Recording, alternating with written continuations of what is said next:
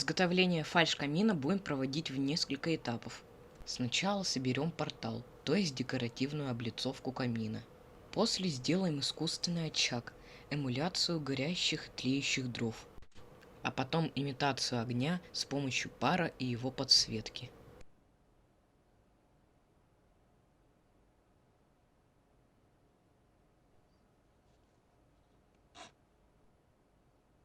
Каркас сделаем из бруса, а его обшивку из влагостойкого гипсокартона. Чтобы шляпки саморезов не торчали, зенкером делаем конические углубления. Впоследствии на камин планируется что-нибудь ставить, поэтому верхнюю часть усилим мебельным щитом. Ну вот, каркас готов. Осталось обнести гипсокартоном. Гипсокартон хорошо режется канцелярским ножом.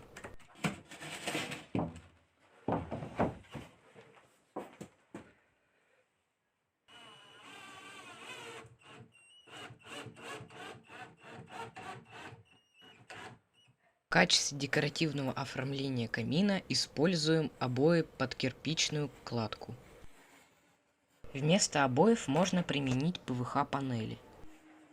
Будет немного дороже, зато не нужен гипсокартон.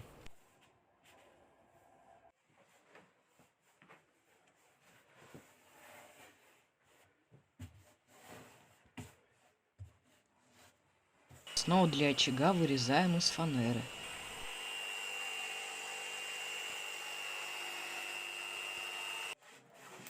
Проверяем по размеру. После этого завершаем монтаж портала.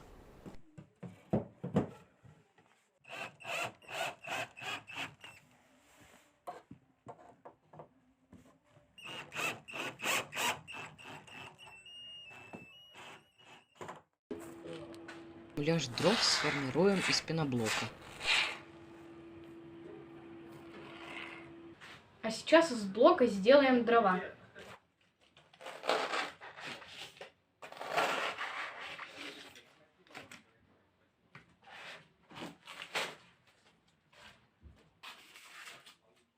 Ну вот, основа готова.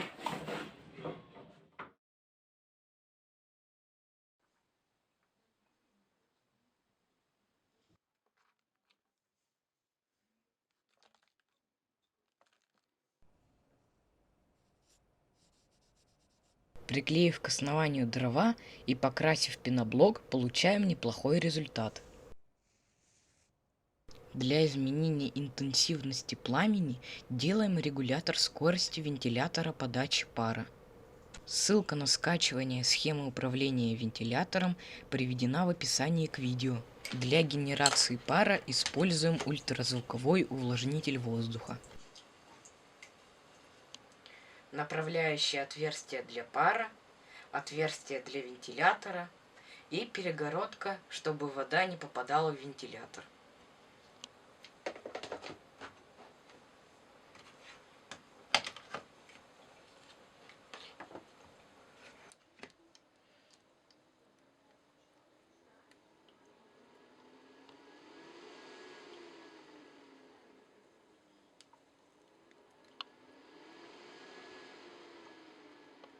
Имитация огня достигается подсветкой пара лампами, которые меняют оттенок свечения под разными углами. Мерцание получаем при помощи светодиодной лампы с эффектом пламени. Систему подсветки пара размещаем внизу камина.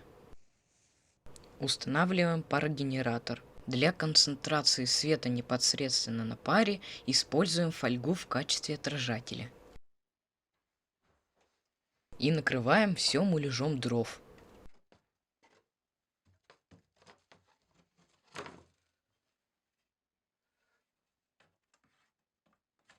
Внутрь камина можно поместить Bluetooth колонку и включить звук потрескивающих дров.